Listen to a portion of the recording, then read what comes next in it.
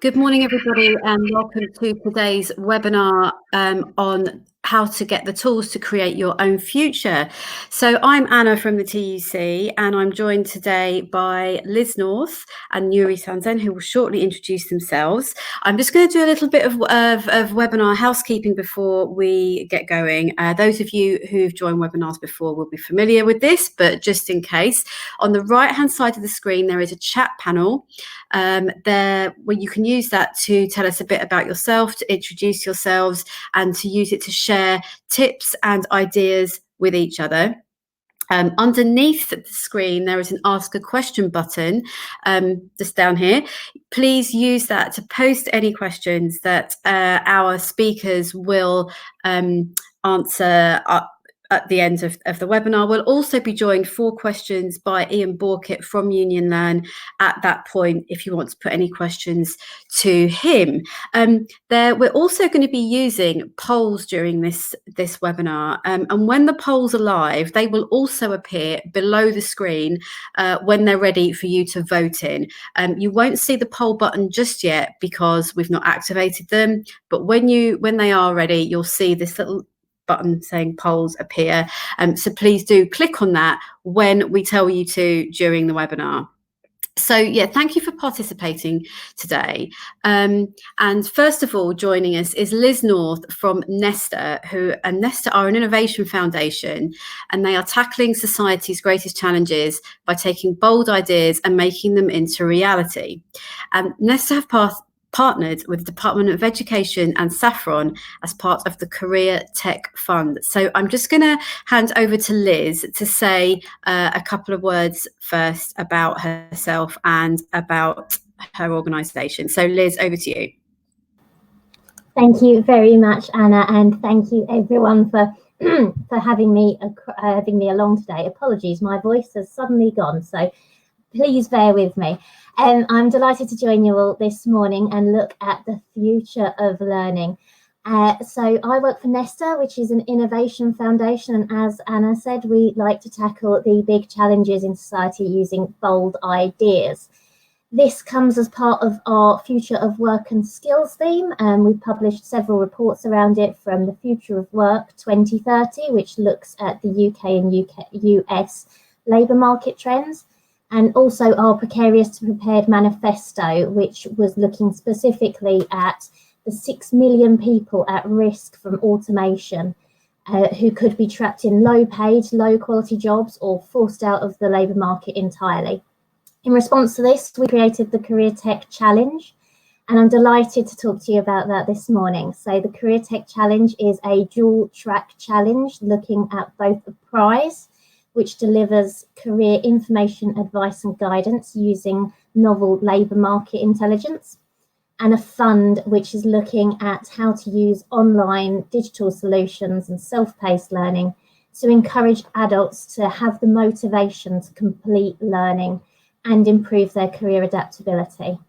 So we're delighted to work with TUC and Saffron Interactive as one of our fund innovators to deliver Create Your Own Future.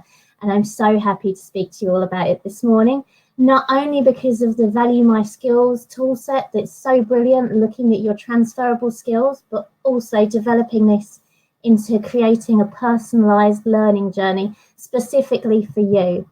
And I'm so pleased to speak to you guys, the people in the TUC and unions, as you are the real key people that we want to engage in this. So looking forward to all your challenging questions, and please do get in touch with me. Thank you, Anna. Thanks, Liz. That was a great intro. And as Liz said, do post any questions that you've got in, either post them in the chat or in the Ask a Question panel. We'll make sure we cover both. My colleagues are busy in the chat answering any issues you might have, and they will also post links to any resources that we might mention or that you'd be interested in. And I forgot to mention in my opening as well that don't worry if you miss anything in this webinar, because we're making a recording of it, and we'll post that recording online on our YouTube channel later today, and we'll make sure you all get a link in case you want to check anything. So next up, I'm going to introduce you to Noorie of Saffron Interactive, and she'll be leading today's webinar. So Saffron have been working with Unionlearn to build the Value My Skills tool, which hopefully you're all familiar with. And if you're not, someone will post it in the chat in a minute. They Yuri will now want to tell you about an exciting new program called Create Your Own Future. So now over to Yuri.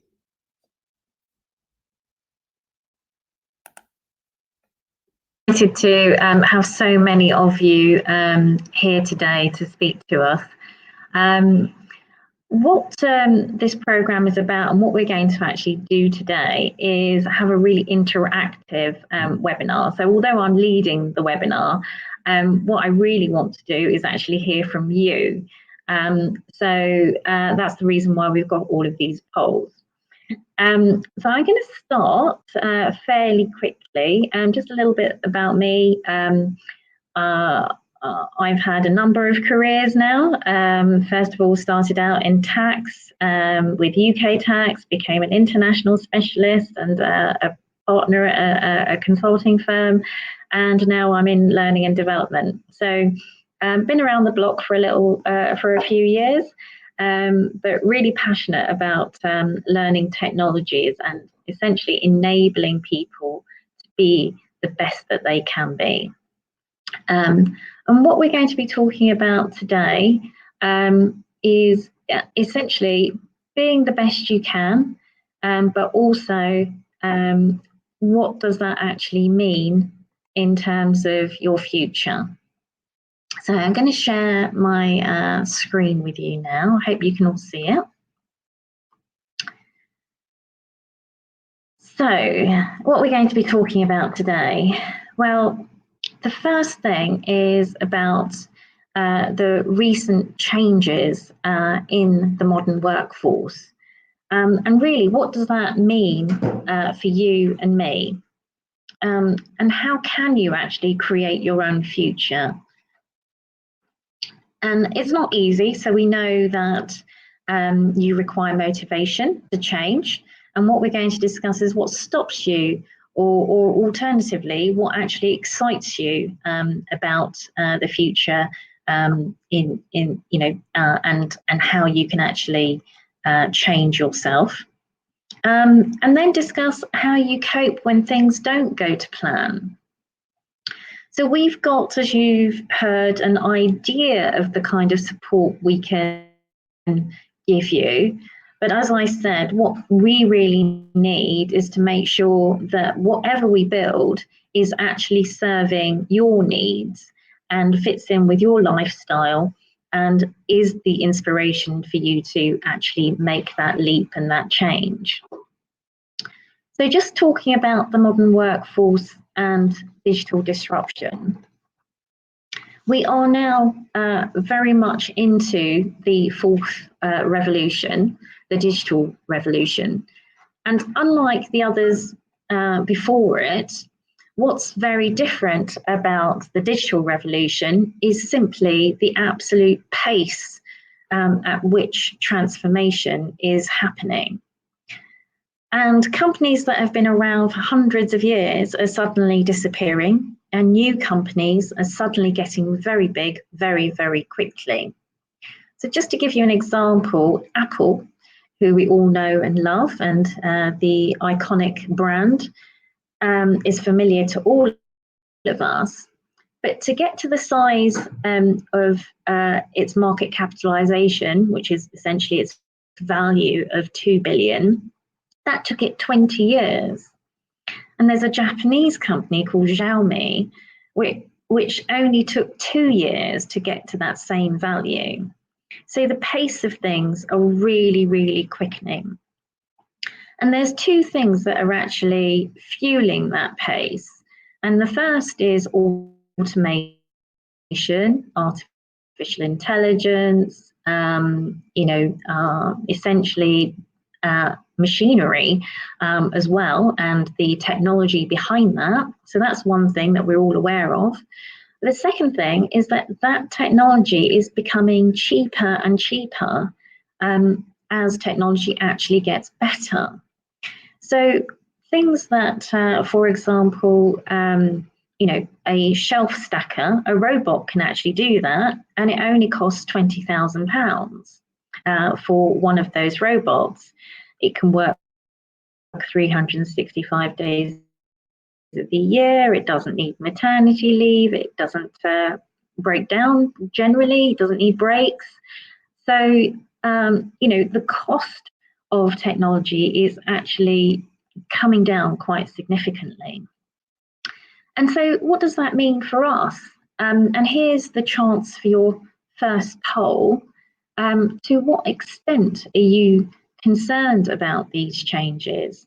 So, from green to red, are you actually concerned or not concerned, or the exact opposite, extremely concerned?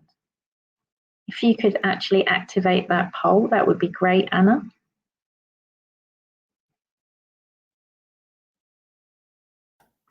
It's activated now, and I can see some votes coming in.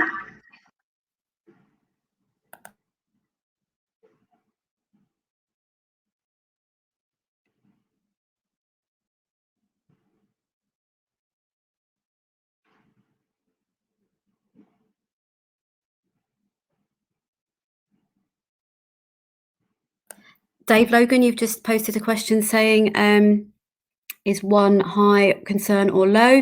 So the numbers correspond to what you can see on the PowerPoint. Yeah, 1 is not concerned, 5 is extremely concerned. Yes, Mark, it is a bit like Eurovision, isn't it?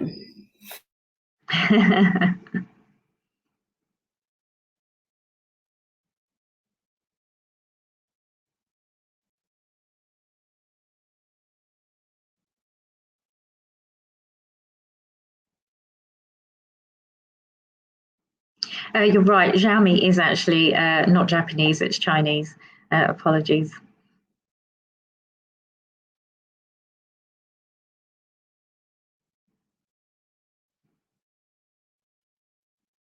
Yeah. Okay, so most people are sort of moderately concerned.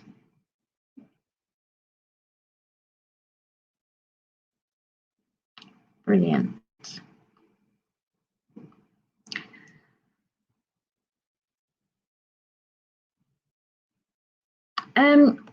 So how is this going to affect us, and who does it actually affect the most?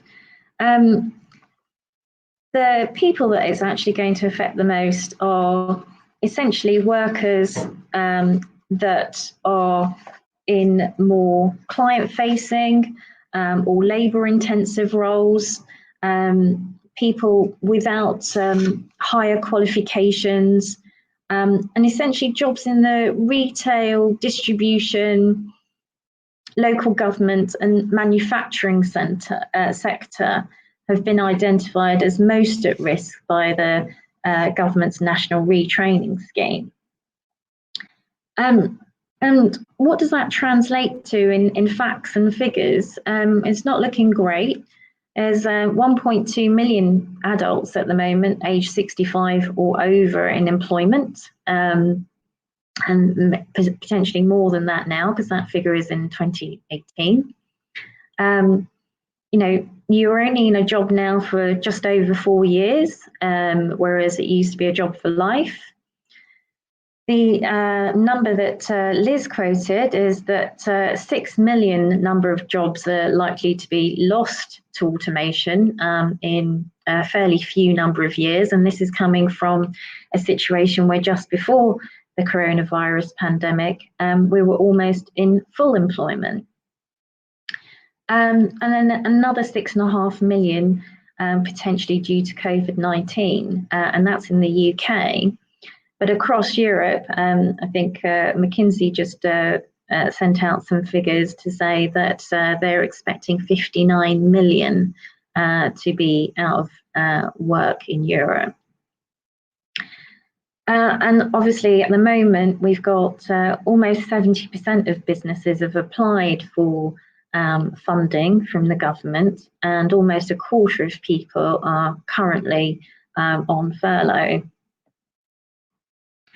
So with that, there is a sense of a lack of control, but it would be good to understand to what extent you feel you have control over your own situation in this climate. So if you could use your second poll.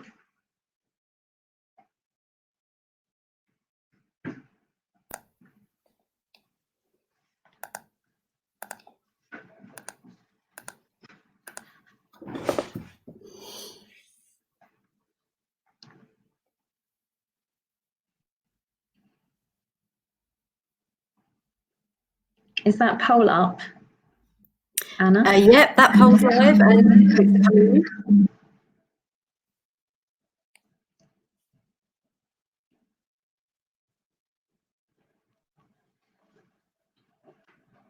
And yes, Karen, the poll button is next to the Ask a Question button. So please open that little panel and you can vote in that. If when you open the poll panel, you just scroll down, the next poll is underneath it.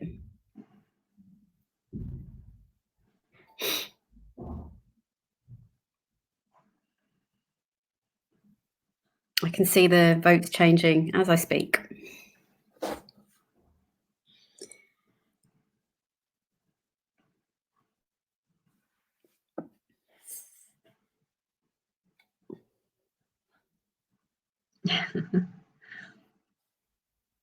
I'll just give people a bit more time to find the poll and to answer.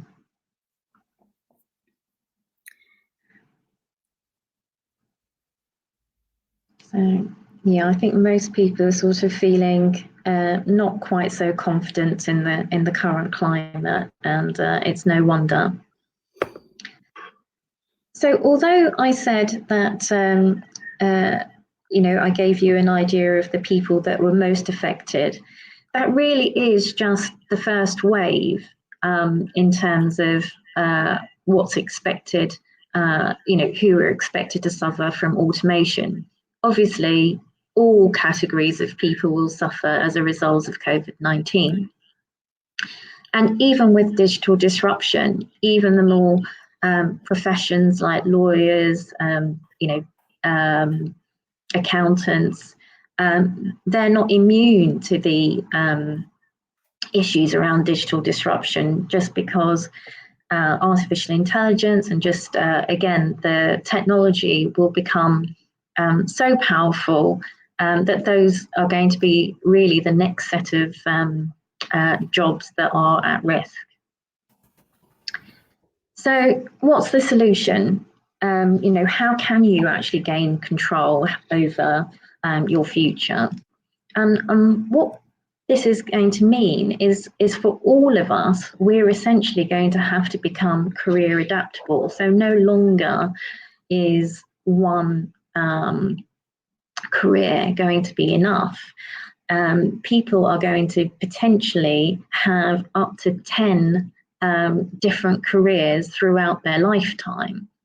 And what that means then is that we have to be flexible, we have to be adaptable, and more than that, we have to be able to learn over our whole life.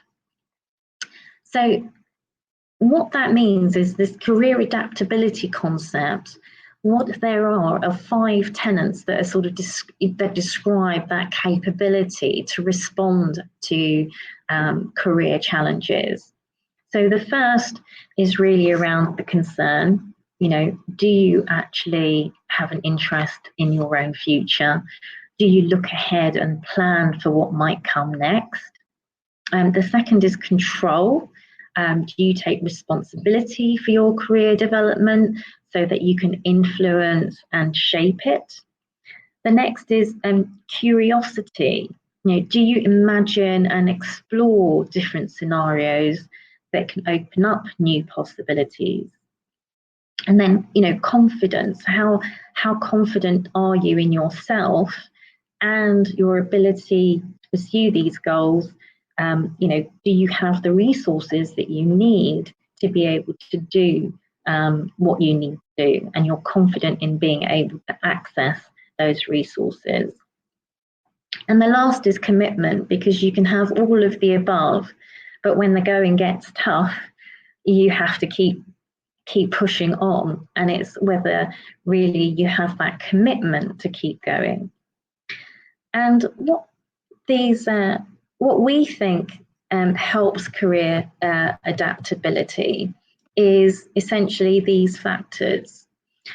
First of all, you've got to be able to look at your current skills and assess them, and then evaluate them as to what is going to be your best chance of actually securing new employment or new skills, learning those skills, so having access to them.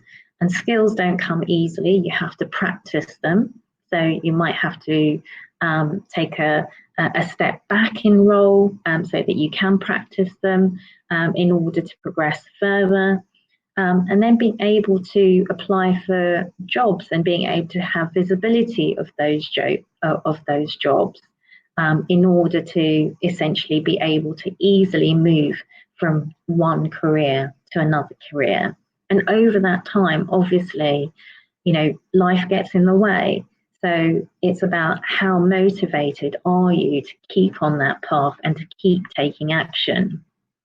And the reality is that, you know, it's not just going to be one career. This is going to have to be over and over and over again as the future comes. But once you've done it once and you have those skills, it's much easier to do it the next time and the next time.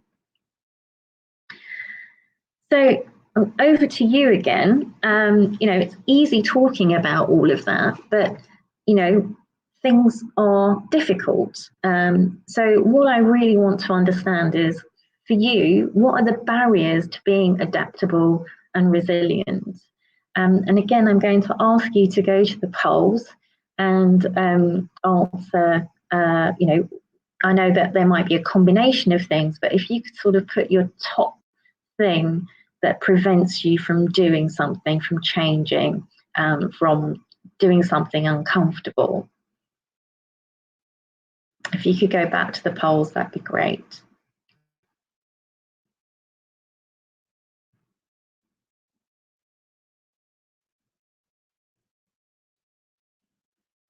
Anna, is that third one on?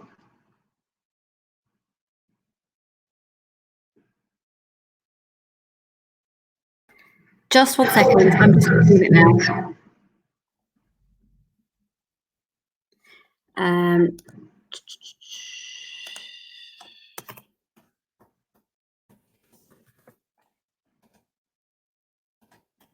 think people are also maybe voting in the chat.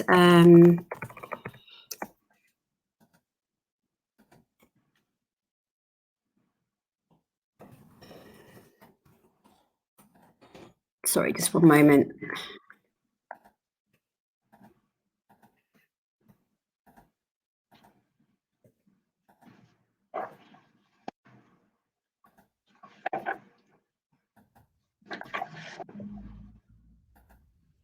Yeah, 7, I think, is cost, so potentially lack of financial support. The poll is showing now.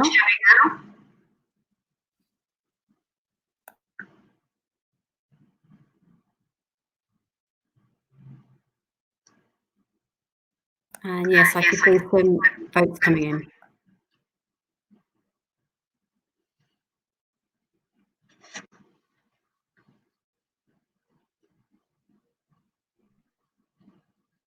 Mm-hmm.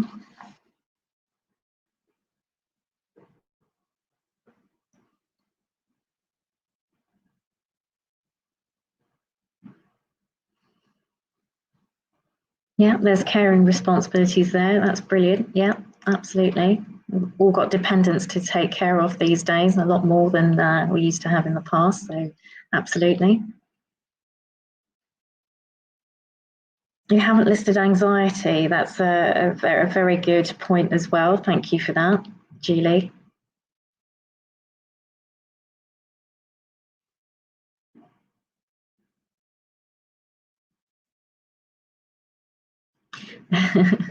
Yeah.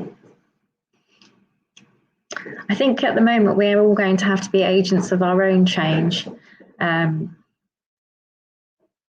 I think there's an awful lot of resources out there which I'm hoping to show you that can actually help individuals.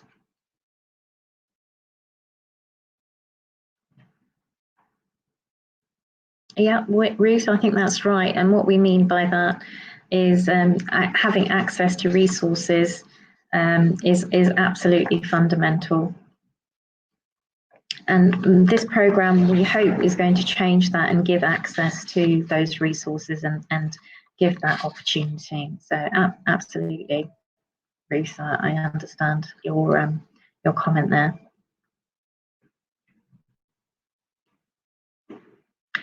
Okay, I'm going to move on to essentially the next part.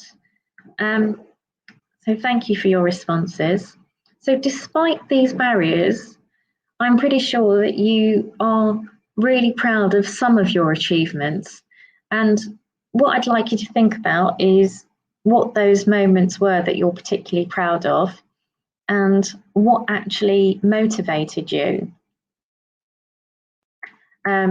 Was it yourself, my friends, your friends and family, some economic incentives, stress and anxiety? I think Ruth said that wasn't there, but it is now, or anything else. If you can actually complete the chat in relation to the poll in relation to that, or write in the chat if it's other, be really grateful.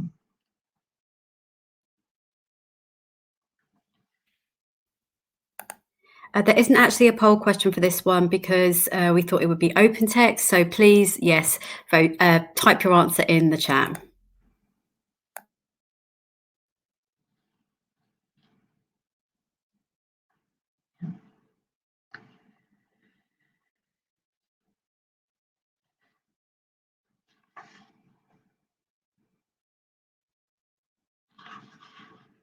Becoming a father, yeah.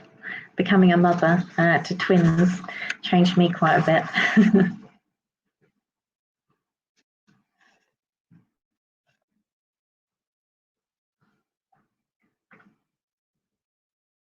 Yeah, that's right. Yeah, and all of those things that you're listing there required not hard skills, but they actually required an awful lot of soft skills from yourself. Those, that resilience from you. And that's good news, because what machines can't do at the moment are actually all of those soft skills. So they can process data really quickly, but the results of that data or the hypotheses of that data isn't always correct because it doesn't have the human touch. Similarly, they can't actually show sympathy or empathy. They can't show care. They can't give one-to-one attention in the same way that a human can. And all of those attributes are the things that are really important and will, if you can tap into those skills, make all the difference for the future.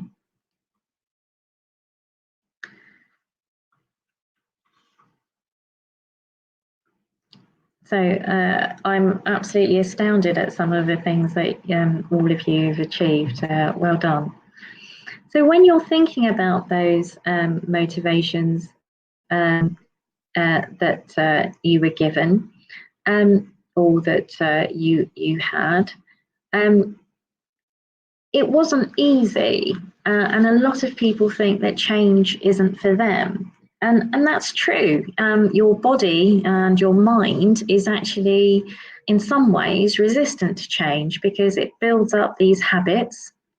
And to change that habit, it actually needs to build new connections in the brain. And for a simple habit such as drinking water, X number of times a day, it takes up to 90 days for you to make that a habit, so that you don't have to think about it or to remind yourself about it. But doing something that might be a little bit more exertive, like 50 sit-ups a day, it can take up to 254 days for us to change our habits. Now, it's not that we don't have the ability, though. We do, because our brains are actually plastic, and they can actually make connections relatively quickly. What we have to do is provide the right conditions and also have that motivation to keep going. So what I'd like to sort of understand is, what kinds of things have kept you going through the tough times? If you could actually put that into the chat. So when you're thinking about the world of work in particular, and you're thinking about, what's actually kept you motivated to go through the challenges of either stepping up or being out of your comfort zone, what's actually kept you going through those tough times?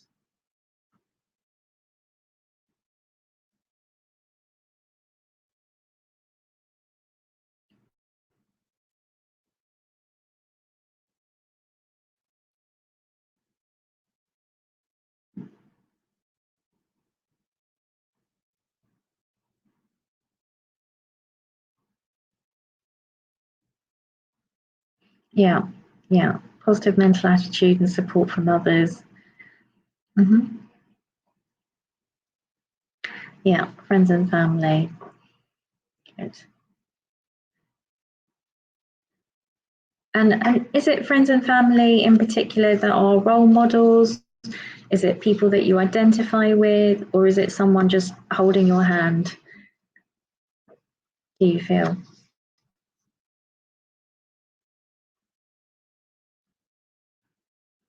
Support, yeah. Okay. Brilliant. Faith, yeah. Brilliant. Thank you for those. And so finally then, having reflected on those achievements and the grit that you have had, how confident are you about your ability to adapt, given the right resources, given some signposting? To what extent are you confident about your ability to adapt?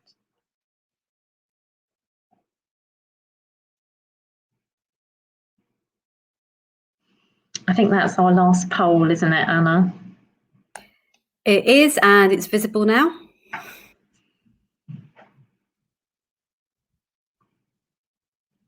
Oh, very confident, love it.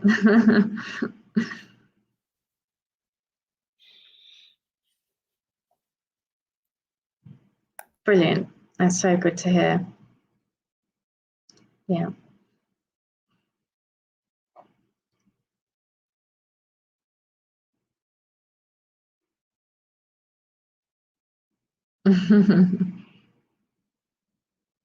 Yeah, I think that is the one thing about humans, that they are generally very good at adapting. Yeah.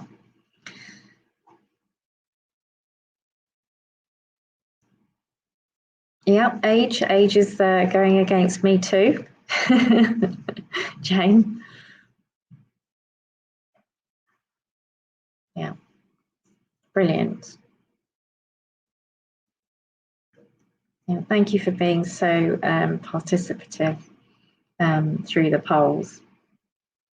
What I've wanted to do now is actually show you how we think we can support you, and what we've devised as a program. Now, when I say devised, what I mean by that is this is our sense of what people want. And the reason for doing this webinar and asking for your help is that we don't really want to go away and build something that actually isn't what you need and isn't what you want. But I thought it would be good to just show you what we're thinking about as a sort of a framework, and then it would be great to get your responses. And we're going to be asking for your responses in a number of ways, which I'll go through at the end. But what really want you to do is provide really critical, honest feedback as to whether this will actually work for you and the workforce that you're, that is going to be affected in particular by the current situation and digital disruption. So we had an idea that most people do need support, and what we want to do is, because the union learning reps can't get around to everyone, they do this largely voluntarily, and kudos to all of you that are ULRs, because we know that there's only so many of you and you can't get around everyone. What we wanted to do was create a support structure that was digital for people.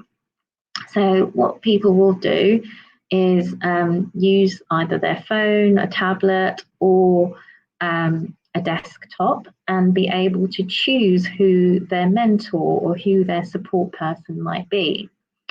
And they would be able to essentially talk to that person, either by using their voice or by using like a WhatsApp kind of message.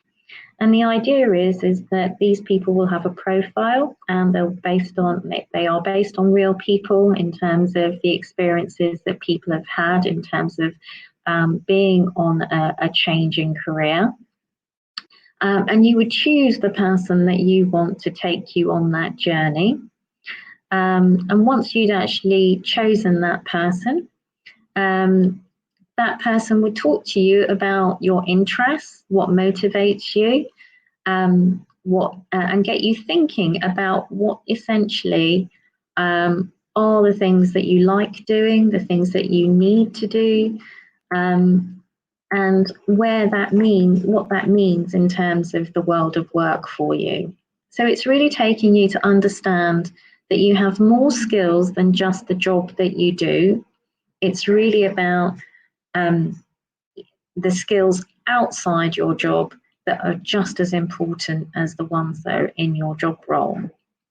And that conversation, as I said, can be held through video yourself, which is essentially using your voice. You can text as well. And that person will essentially recognize what you're saying and respond as if they were a real person.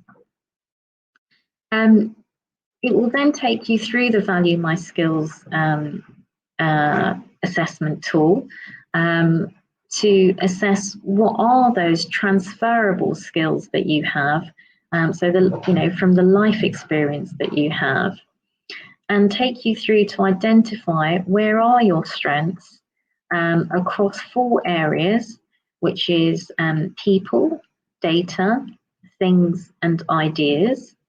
And you will answer those skills cards, and it will then group them into where your strengths lie. This is what one of the skills card looks like, roughly. And along the way, you'll be encouraged to score yourself honestly by the same mentor that you picked. And it will detect if you are sort of doing yourself down a little bit or bigging yourself up too much, and just make you think again. And at the same time, it will lead you to a personal path once it's actually identified your skills. Based on the interests that you have, it will present you with free learning that could either lead to a qualification or a non-qualificational course, but will essentially allow you to map your skills to a particular type of job, and what learning you need to actually be successful in being able to apply for jobs in that particular area. We're hoping that we can also link to the National Retraining Scheme, which will then, once you've identified your skills and the potential job families that might be applicable to you, and as well as the learning pathways that you need to take, it will also identify what jobs are actually currently live and available so that you can actually apply for them. So that, together with the skills action plan, is there so that you can keep motivated and keep on track. It will cover those skills that, as I said, will help you get sort of the hard skills in terms of the qualifications that you need. But we're also going to provide soft skills courses on things like time management, on building resilience, how to start studying. And those are the things that we want feedback from you on. First of all, is that the kind of journey that would be useful for you? What elements of it would be useful? What have we assumed that we shouldn't have? And you know, any other things that you want to essentially tell us about. And the way that we're asking you to help us is by either filling in a questionnaire. It will take about 15 minutes of your time, or attending, or you know, doing both, which is attending a focus group session, either on the 27th, the 28th and 29th of May.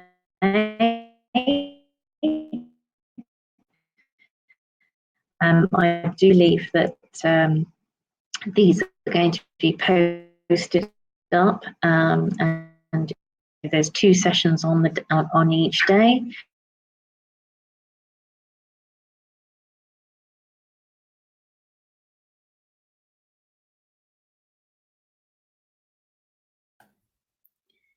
Okay, everybody, it looks like we've lost Noorie for a second. I'm going to give her a minute or so to maybe reconnect. Hopefully that will happen in a minute.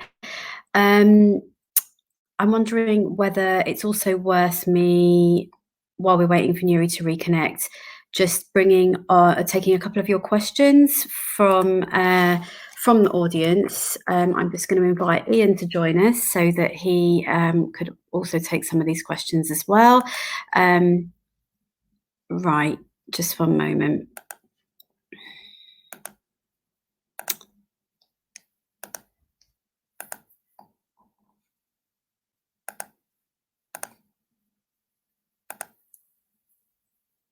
Okay, so sorry about that, guys. Hopefully Noorie is going to reconnect with us in a minute. And there's Ian as well. Hi, Ian. Sorry, I'm just juggling how we're all going to work for the moment. And there's Liz. Lovely. All right, hopefully Noorie, you'll be able to rejoin us in a second. I think we were almost at the end of the presentation, so hopefully we can move on to questions now, but if not, I can bring that back as well.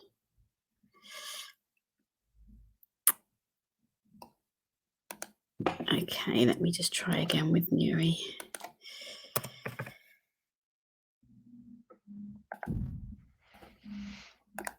Okay, while we're waiting for Noorie, let me see if there's a question that would be useful here. Right. Okay. Oh, hi. Amazing. Noorie, you're back. I was going to move to questions because I think we were almost at the end of the PowerPoint and we lost you for a minute there. So let's just have a look at the questions here. Yeah, no, so first one that looks like it might be applicable to all of you. Do you think COVID-19 will accelerate any anticipated change? Not sure who wants to go first there. Ian?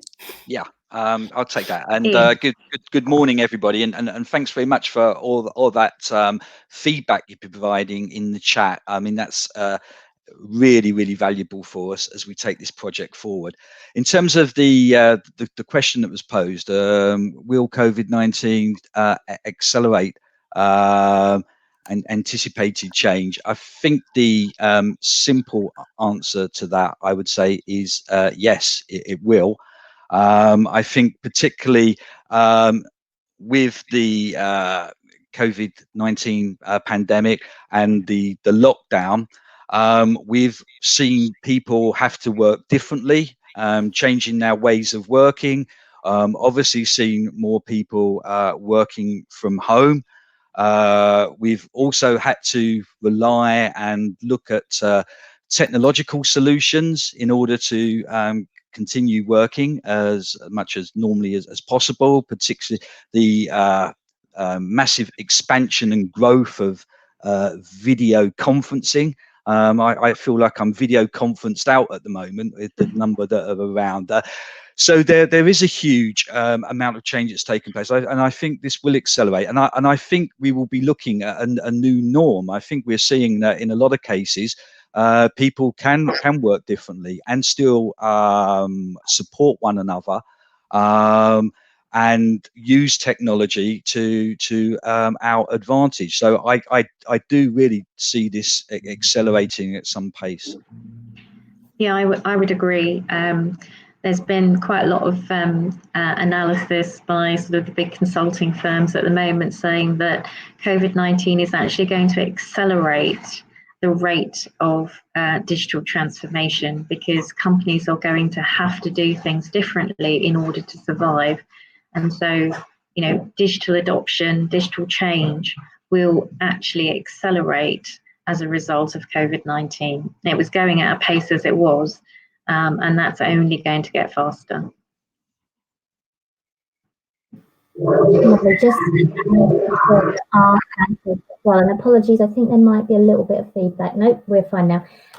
So from Nesta's standpoint, we're watching this very closely, as it's obviously a very interesting time in the market. We were looking at automation predominantly, but obviously the COVID pandemic has its own challenges as well. Now, we do see the evidence coming out that it will accelerate.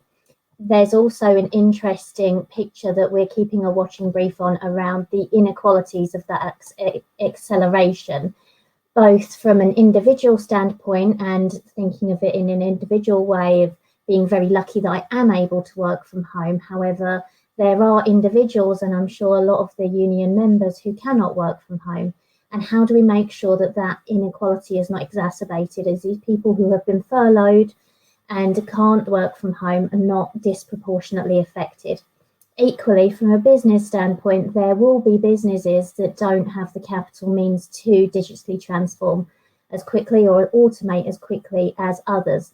So ensuring that those barriers to market entry and the exit costs are not too high to encourage the competition, and making sure that the diversity and competition is still there in the market. Thanks, Liz. Oh, yeah, Ian, did you want to add something else?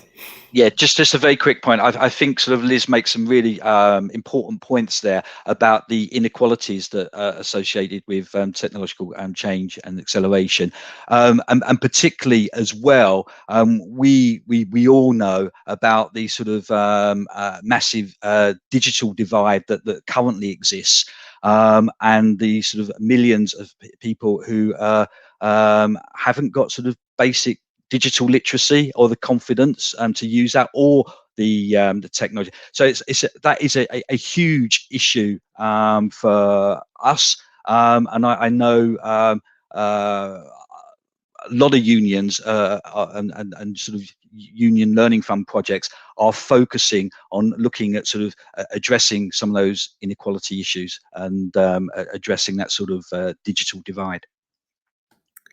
Thanks, Ian. I think we've got time for a couple more questions. So the next question is about changing skills and related to automation. So we've been asked, as automation takes over the world, we learn new digital skills, but lose so many other skills in the process. What is your response to this, please? Don't know who wants to go first there.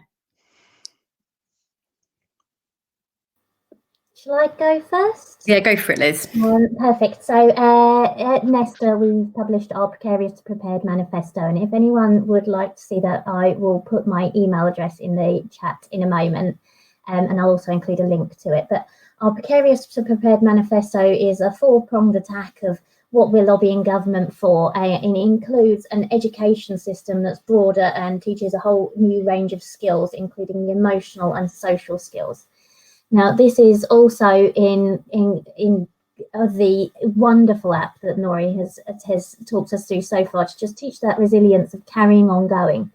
But the collaboration and problem solving is going to be an issue driving forward, especially with the digitalisation of a lot of jobs and the automation of a lot of jobs. So we're looking and picking up on Dave's excellent point in the chat earlier, to employers and working also with the CBI to look at what employers can invest in and how we can ensure that employees have the tools to upskill themselves, but also that employers are invested in it as well to teach these what were formerly called as soft skills. But I think that that term is outdated and doesn't reflect how well these interpersonal skills that computers and automation cannot do and will be so important in the future. Thanks, Liz. Did anyone else want to add to Liz's points? Yeah, Anna, yeah, just very quickly. I mean, yeah, I would sort of echo what Liz has just said. And recently, the TUC produced a report on the fourth industrial revolution, very much looking at this sort of impact automation AI could have on workers and the jobs of the future.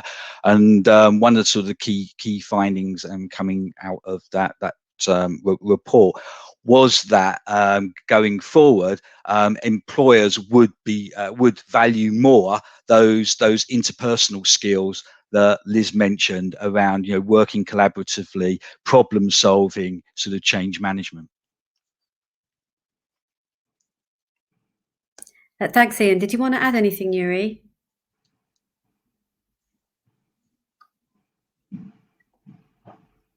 Oh, there, I am alive. Okay.